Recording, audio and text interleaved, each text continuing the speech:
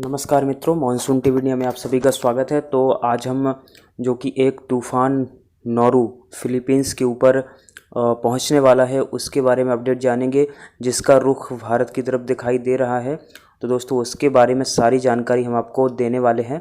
और इसके अलावा आप सभी के सपोर्ट के लिए धन्यवाद। जो इस चैनल को सपोर्ट कर रहे हैं उन सभी दर्शकों को दिल से धन्यवाद। और हमारी इच्छा है कि आप सभी और ज़्यादा इस चैनल को सपोर्ट करें, जिससे कि और ज़्यादा सटीकता से आपको जानकारी देने का मोटिवेशन हम तक आ पाए।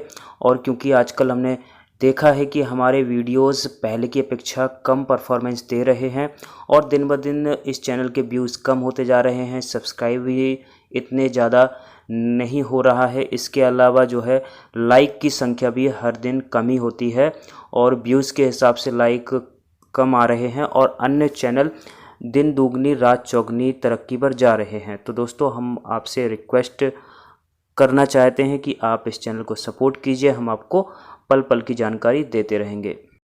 तो दोस्तों अभी देश के बहुत से भागों ने मानसून के आखिरी समय में भी अच्छी बारिश दी है। जिन राज्यों में रेनफॉल डेफिशिएंसी थी उन राज्यों में भी इस लो प्रेशर सिस्टम से अच्छी बारिश हुई है। वेस्ट उत्तर प्रदेश, इसके अलावा हरियाणा, पंजाब और दिल्ली एनसीआर में जो रेनफॉल डेफिशिएंसी थी और लोगों और किसानों के अंदर मायूसी छाई हुई थी, इस लो प्रेशर ने जो है बहुत से लोगों को जाते जाते खुश किया है।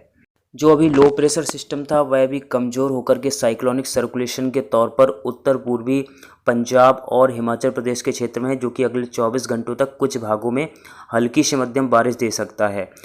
अब north west India, central India में बारिश में भारी कमी आने वाली है, लेकिन 2-3 दिन बाद 28-29 तारीख से कुछ दक्षिण पश्चिमी मध्य प्रदेश, गुजरात के क्षेत्रों में बारिश हो सकती है। मराठवाड़ा और महाराष्ट्र में भी बारिश की जो कि क्षेत्रफल और इंटेंसिटी में विस्तार होने की संभावना है। इसके अलावा छत्तीसगढ़ के कुछ क्षेत्रों, झारखंड, उड़ीसा और वेस्ट बंगाल के क्षेत्रों, बिहार के क्षेत्रों में फिलहाल अगले 3 से 4 दिनों के दौरान हल्की से मध्यम खंड बारिश और कुछ इलाकों में ज़्यादा बारिश हो सकती है। इसके अलावा अगर नोरू साइक्लोन की बात की जाए तो यह एक सुपर टाइफून के रूप में फिलीपींस पे जो है लैंडफॉल करने वाला है और इसका रुख विभिन्न मॉडल्स के हिसाब से जो है भारत की तरफ दिखाई देने वाला है।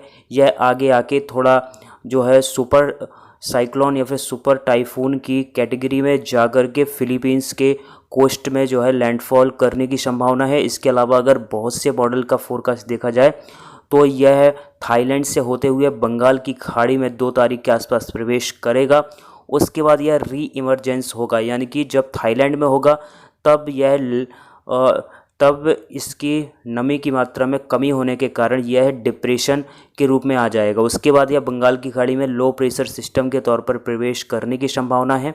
और इसके अलावा एक और अन्य साइक्लोनिक सर्कुलेशन जो कि बंगाल की खाड़ी में उपस्थित होगा, उसके साथ यह मिल करके एक well mark low pressure area के तौर पर इंटेंसिफाई हो सकता है। और फिलहाल कुछ मॉडल के हिसाब से इस सिस्टम के डिप्रेशन के रूप में इंटेंसिफाई होने की संभावना है, जो कि वेस्ट बंगाल, उड़ीसा, झारखंड में भारी बारिश 3-4 तारीख को दे सकता है। इसके अलावा यह नॉर्थ वेस्ट भारत की तरफ भी जा सकता है और इसका जो कि ट्रैक है वह उड़ीसा और वेस्ट बंगाल से होते हुए उत्तरी छत्तीसगढ़ से हुए मध्य प्रदेश और दक्षिणी उत्तर प्रदेश तक असर डालते हुए जो कि पूर्वी राजस्थान की तरफ जाने की उम्मीद है। और यह हरियाणा, वेस्ट उत्तर प्रदेश और उत्तरी पंजाब तक भी असर डाल सकता है। फिलहाल तो इसका असर देश के ज़्यादातर राज्यों में होते हुए दिखाई दे रहा है और फिलहाल इसके ट्रैक पर ज़्यादा डिपेंडेंसी रहेगी और अगले 2 दिन बाद तस्वीर थोड़ी और साफ हो सकती है कि यह सिस्टम कितने आगे तक जा सकता है,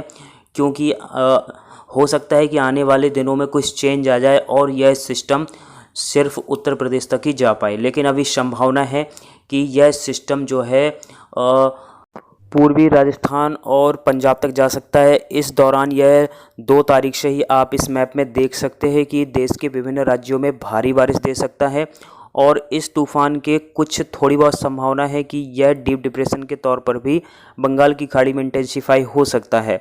और इसके अलावा छत्तीसगढ़ से लेकर उत्तर प्रदेश के विभिन्न भागों में इससे 50 से 100 मिलीमीटर तक की बारिश कुछ इलाकों में हो सकती है।